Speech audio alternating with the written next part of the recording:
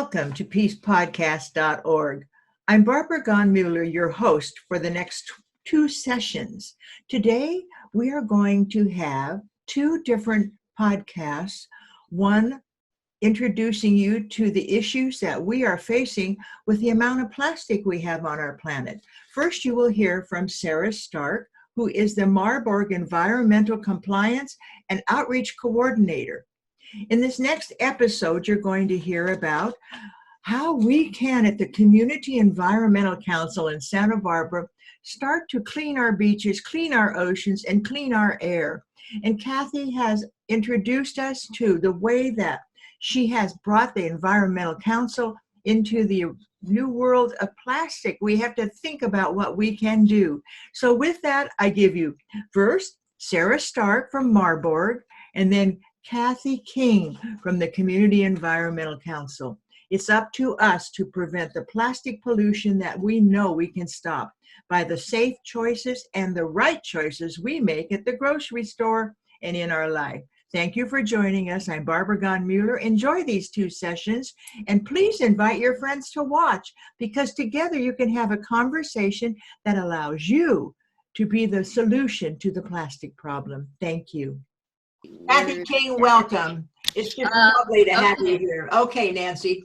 Kathy's the Director of Climate Education and Leadership at Community Environmental Council, and she plays a key role in organizing Earth Day, and she manages Community Environmental Council, which is called CEC's Waste Reduction Program, and that's what we're interested in today. And she did a successful Rethink the Drink bottled water reduction program in the schools. And she's been with CEC since 2008. She has her bachelor's degree in telecommunications and film from San Diego State, and was associate producer of Full House, among other things. She moved here in 1998, and she's been on a number of organizations, and she did postgraduate work in environmental studies. And a class project led to Santa Barbara's single-use plastic bag ban. So welcome, Kathi. Thank you, Nancy and Barbara, for having me, and hello, everyone. I'm going to see if I can share my screen. Hopefully it will work. The technology is always the most challenging part here. Let's see. Okay, there you go. You see that? We sure can, yes. Great. Maybe I'll do present view so it looks a little prettier. There we go. Mm-hmm. Great. All right, well, just to set the stage a little bit, I want to introduce you to Community Environmental Council in case you don't know us. We have been providing regional environmental solutions since 1970. We celebrated our 50th anniversary last year. It wasn't a great year to have a 50th anniversary, so we're still using this logo this year because, you know, do-over for everyone, right? And our primary focus is bold, equitable solutions to the climate crisis. And our program areas focus on equity, energy, food, transport, community, and waste. Some program examples of what we do include our Solarize program. We have Solarize for residential and nonprofits, and we've helped nearly 1,000 homeowners add solar energy to their homes, and nonprofits add solar power to their buildings. We've also helped site hundreds of electric vehicle charging stations around the county to provide that relief for people seeking to purchase electric vehicles so that they know they have a place to charge them. As someone mentioned earlier, thank you for saying that, we produce the annual Santa Barbara Earth Day Festival. We've had to do it virtually the past 2 years. Hopefully next year we will be back in the park, because that event brings together more than 30,000 people a year to experience 200 exhibitors showcasing sustainable businesses, vehicles, food, and services. And our food program, one of our newest efforts, has diverted thousands of pounds of prepared food from the landfill and fed hungry people. So since we're talking about plastic today, our waste reduction program that Nancy mentioned is the focus of this hopefully pretty short presentation. So when we talk about plastic, and I do this a lot with kids, so excuse me if I'm talking over your heads, just kidding. What is plastic made of, right? I asked this to kids. The other day I was talking to kindergartners and this little girl said, it's what's left over when they make things out of fossil fuel. I'm like, are you kidding me? I've never You never heard a college student give that answer before. So kids, as you mentioned, Barbara, kids are getting pretty savvy. And there is a big difference between the items that we make out of fossil fuel that are meant to be long-term and durable, that you can probably reach out and touch with your hand right now, something near you that is that. The desk that I am working off of right now is an example. Those products are a good use of fossil fuel, right? My laundry basket is older than most junior high students, so if we're going to use something over time, then there's value in using a durable product. The problem with plastic now and for the past several decades has been that we are making items out of something that has a potential of lasting hundreds of years, and we're using it and throwing it away in 5 or 10 minutes. And that video just mentioned, and I think Sarah kind of mentioned it too, the fossil fuel industry is losing market share to burgeoning electric vehicles. So people are purchasing less gasoline, and also renewable energy coming online. And so they are seeing the plastics industry as their saving grace. And their stated goal is to increase plastic production by 40% by 2040. And they're already building, and trying to site factories to make that happen. So all the plastic created to date doesn't go away, it's still with us. It photodegrades by the sun when it gets out into the environment into tinier and tinier pieces. And it is causing a lot of problems, particularly in the marine environment. As we know, entanglement and ingestion is a real problem. But the other thing that we don't talk about as much is that the ocean is filled with plants.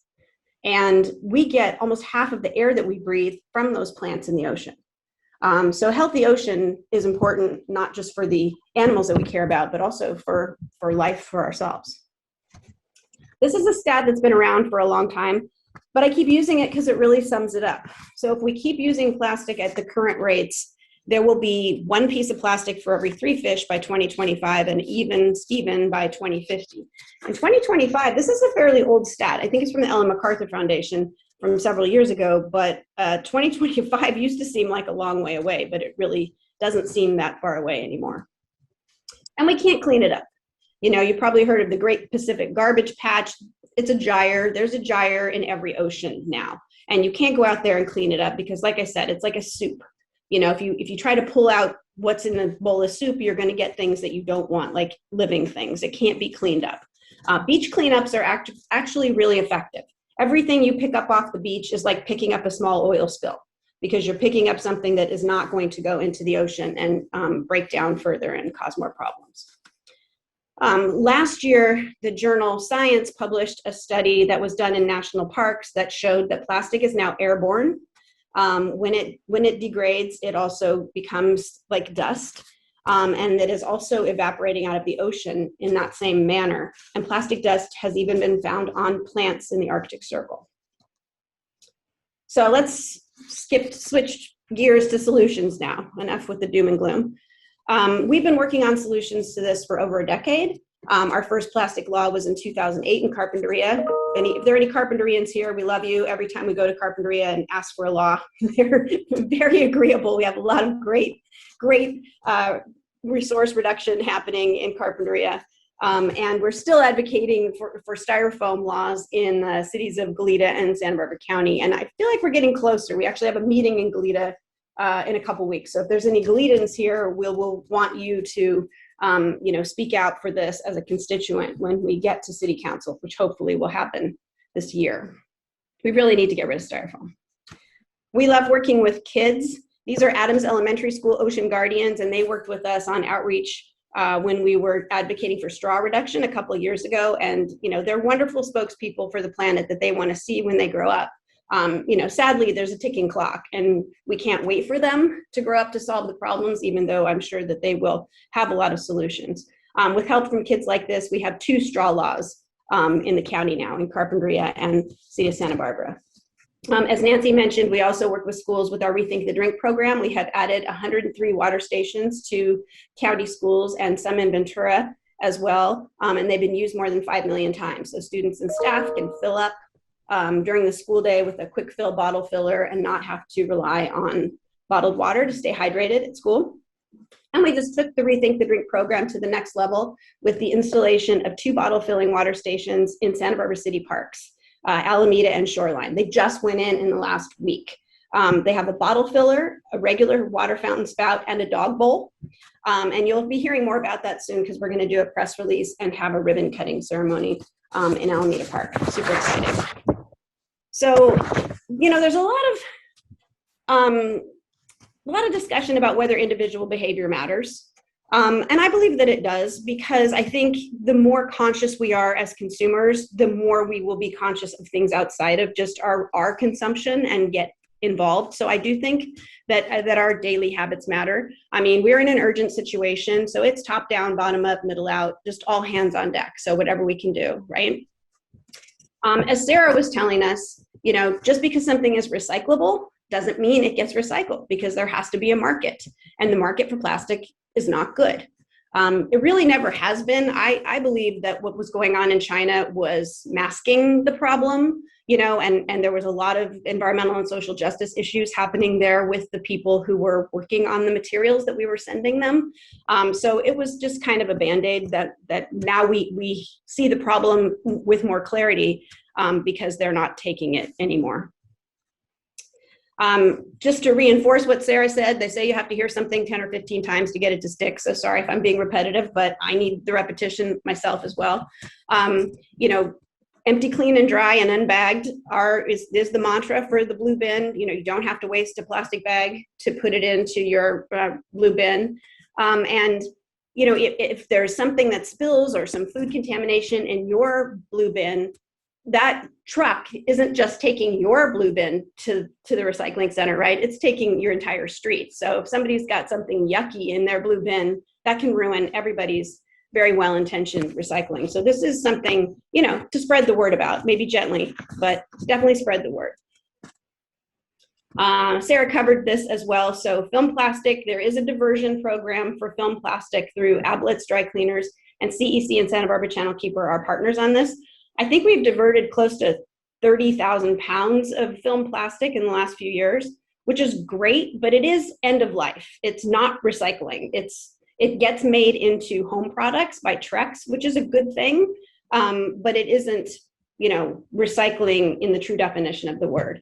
And the styrofoam project that Heal the Ocean started, that Marburg is now doing collection at their recycling centers, is only for packaging styrofoam. I just wanted to clarify that. Food service styrofoam, once food has touched it, it has to go in the trash. And again, just to reinforce what Sarah said, there's all these other things that you cannot put in the blue bin. Compostable stuff especially. If you shop at Lazy Acres, they use compostable bags on their rolls for produce now. And those are not allowed even in the Ablets program because they break down differently and they'll ruin an entire load of recycling. No cartons. For a while, Marburg was taking cartons, no more. And coffee cups, also a no-no. They're not just paper, they're generally lined with plastic.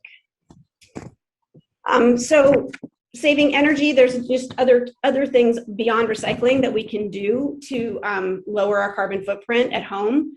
Things that you have in your kitchen or your bathroom, like a hairdryer, a curling iron, or toaster, or chargers. If you unplug these things when you're not using them, you will save money because these things draw energy even when they are not in use because they have to be ready to go as soon as you flip the switch. So it's just a habit, right, of unplugging things.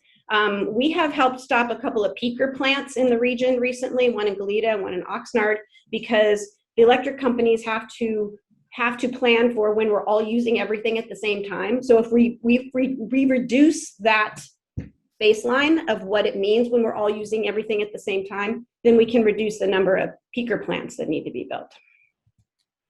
I've been on a quest to get plastic out of the bathroom, and it's gotten much, much easier. Toothbrushes made out of bamboo, toothpaste that comes in tablet form, bar shampoo, conditioner, and dental floss made out of natural materials in little glass jars. And a lot of stores have this. It's not as hard to find as it used to be. The other thing is about, like, Barbara was saying, it's on the companies to help us. And there are companies out there that are now doing that. There's a company called Blue Land that is doing tablet-based products. So if you supply the water, that cuts down the carbon footprint of a product exponentially. Because if you're shipping it around filled with water. That's most of the energy use, right, in the transportation. So you can get these products that they give you the bottle and a tablet, you just put the tablet in and add water. And so I'm hoping that's where we're headed with a lot of these products. Also, just simply switching back to powdered material. Like I use powdered Tide or powdered Whole Foods detergent and powdered dishwasher soap. It lasts a lot longer, it's cheaper, and there's no plastic. Recycled paper products, kind of a no-brainer. It just simply saves trees, and most stores have an option. And I always pick on toilet paper because the super soft kind is made from really, really old trees. That's how they get it so soft, longer fibers on the older trees. And the NRDC has been doing this report card for a few years now, and the number of Fs keeps going up. So it would be nice to see one where the number of As goes up. But again, most stores have this option. If you can handle something not quite as soft, just you're doing your part to save trees. I just want to give a little plug for a new program at CEC, which is our UC Climate Steward Certification Program. If you're interested in activism, this is a great opportunity. It's a UC-wide, California-wide course. If you've ever heard of California Naturalists, it's kind of based on that model. I was trained last year as an instructor, and now we are in our second cohort of the class. It's a really great experience. And we will be offering it again in the winter. So if you're interested, just let me know, or sign up for our e-news at cecsb.org, and you will find out when we are opening registration for our next session. So that's it. I didn't want to take up too much time. I'll just go back. Well, you certainly gave us a lot of information. I've been talking. Unbelievable. And we really have to pay attention, don't we? I don't know if we're even going to be here in 2030 with all the plastic. We're just going to be living in it. And I did not know that plastic got into the atmosphere. That was news to me. So I'm going to, if you want to ask a question, just raise your hand or put your little reaction up with your hand. And Jack has a question. Thanks, Jack. You're doing exactly what I hope people would do. Kathi, are you open to answering questions? Sure. Okay, Okay. Jack. I'll do my best. Okay, in that case, I'll ask a question. Kathi, I really appreciated the presentation. It was very informative. Is there research taking place for alternatives to plastic? You showed a few examples in your presentation, but large-scale research, and in the proposed infrastructure bill that includes, energy conservation, or is there any money to fund that kind of research on alternatives to plastic? So Yeah. that's my question. Yeah, no, it's a great question. Thank you. Yeah, there's a lot of research being done. I mean, algae a few years ago was kind of the new oil, and people were getting excited about it. I think the challenge is getting things like this to scale. There's some great, projects that come out of the Bren School at UCSB. We just had a webinar last week where there was a Bren School project that is now a company called The Herd Co., and they are making textiles out of plant-based agricultural waste, like the husks that are left from things. They're making a thread out of it and fabric. So there's a lot of innovation happening, which is exciting because, I mean, in my mind, I think that plastic is just the wrong road to be going down. And, we do need to get to more of a closed loop system that Sarah kind of alluded to toward the end there. Maine just passed this extended producer responsibility bill, which is the first one in the country. California had tried a few times and it didn't quite make it. And now we have one on ballot. There's going to be a plastic initiative on the 2022 ballot we just found that out last week. So Great. The tide maybe is turning toward making the manufacturers more responsible, because the packaging costs them a lot of money. They will save money if they don't have to provide as much packaging. There's a guy out there with a company called The Loop, if you've heard of that. It's really kind of taking off in Europe, where you buy something in kind of an aluminum container and you just take it back to any store that has a Loop display. So I think that if manufacturers are kind of put in the position where they have to do it, they will do it, and they will save money. Yeah, I think we have to let them know we're really serious. I have a water filter system, and I've been saving my filters because they're not repackaging them or using them again, and I'm going to send them back. I think it should be from birth to the end of their life. The manufacturer should be responsible, and if they can't be, then they shouldn't be in business. Right, and they've known this. They've known this since the 70s. If you remember that crying Indian by the side of the road ad, that was fake even then, and they knew it. You know, it's just like the tobacco companies and what they did. They knew that if they put it on the consumer to recycle, then they wouldn't have to take responsibility for it. Right. Perfect. Dee Boswell?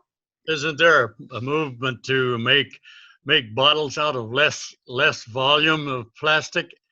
For instance, they have designed bottles for that have wastes in them. I mean, a narrow spot that takes out of the takes the amount of plastic out of the bottle.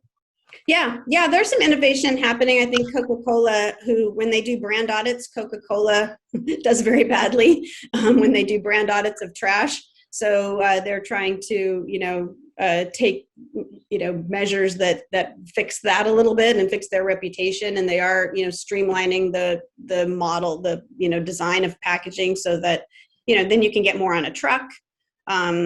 And it can be thinner. The problem is that the research is only just starting to show how much leachate there is.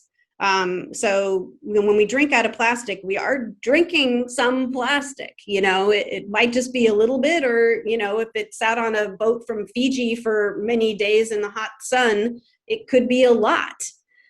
So I'm not sure about the human health implications of plastic are a whole separate issue, but it's something that is going to need to be addressed. And on a positive note, I was really happy to hear we have water stations out in public. What a concept.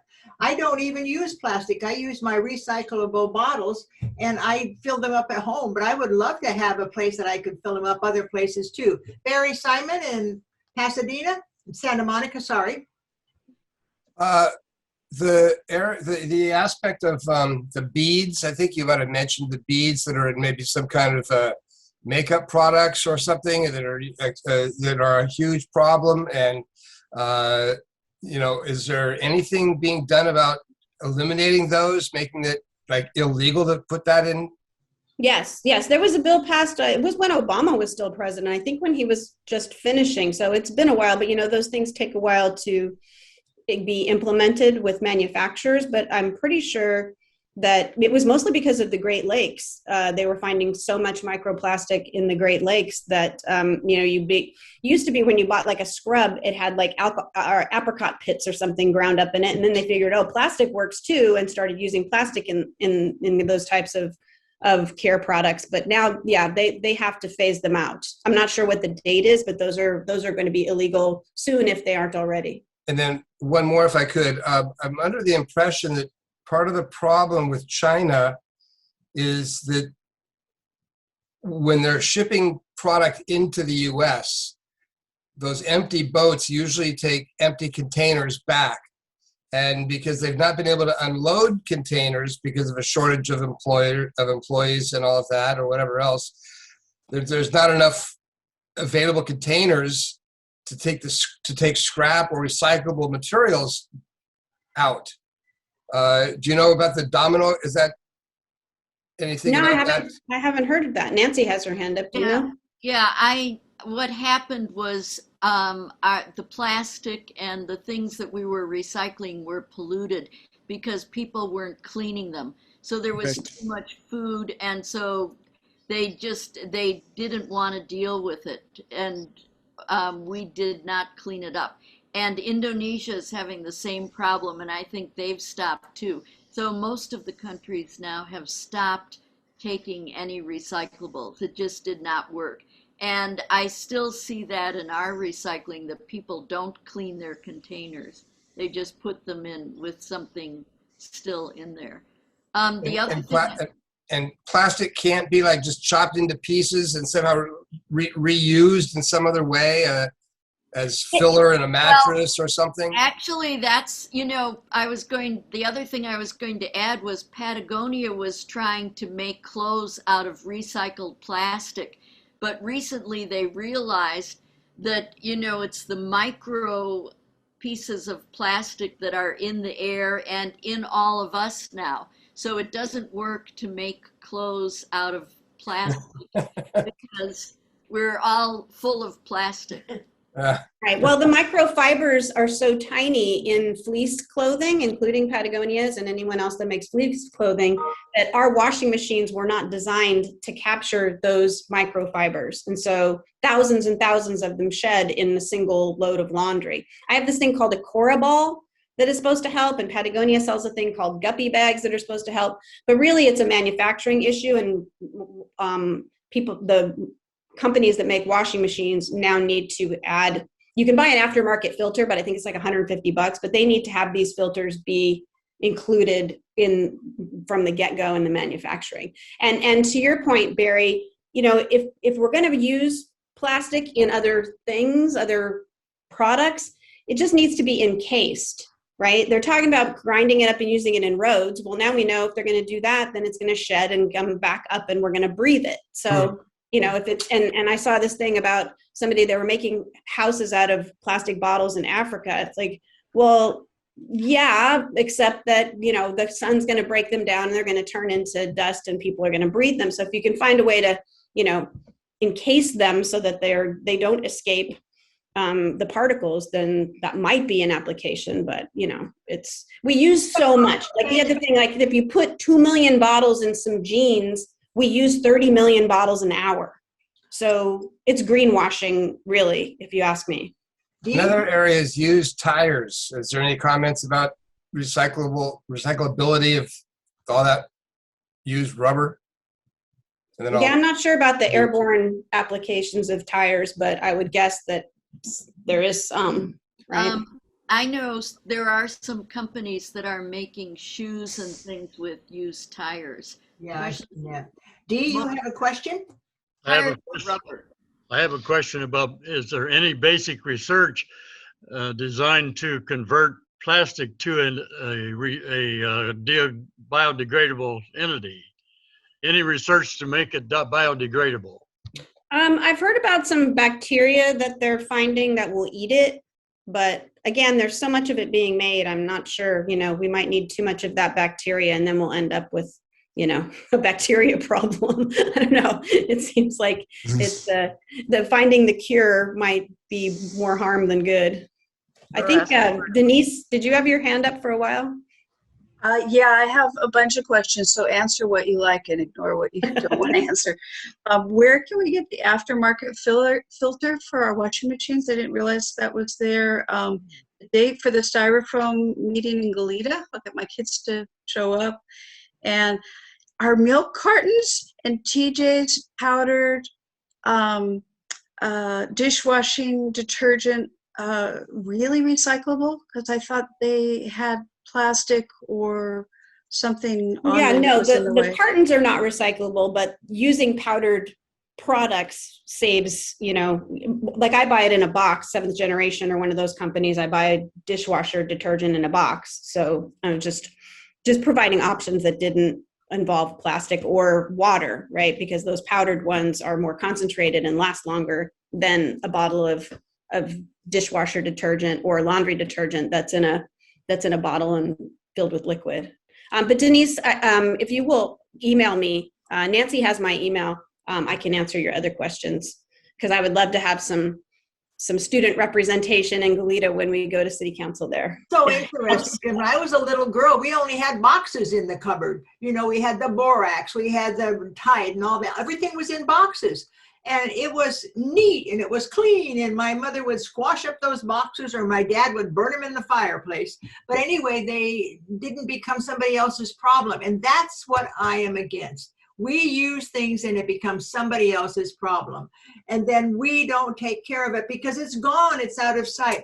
There's a family in San Diego that has saved everything they have used since they got married. They have 3 entire rooms and 2 garages full of things that can't be used again.